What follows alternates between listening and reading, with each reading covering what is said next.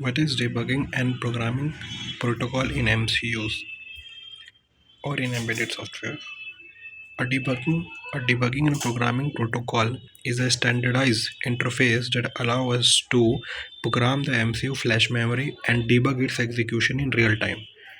Programming means writing the firmware or updating the MCU flash memory.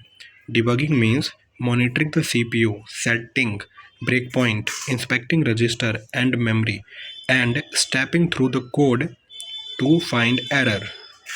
Example of such protocol like JTAG, SWD, SWIM, and BDM depending on the MCU family.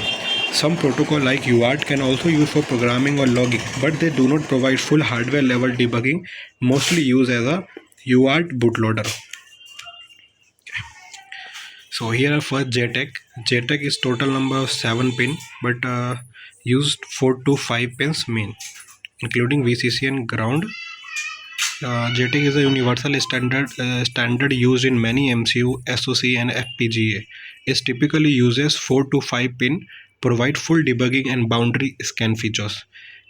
JTAG STM32 universal MCU used for larger MCU side like for TDI test data in, TDO test data out, TCK test data clock, test clock, and test mode select, test reset is optional, and ground at VCC.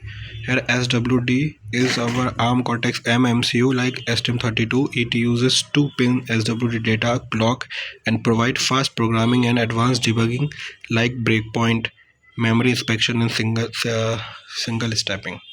MCU side pins SWD-IO, which is bidirectional input output pin, and SWD clock, serial wire clock. Ground reset is optional, reset, and VCC.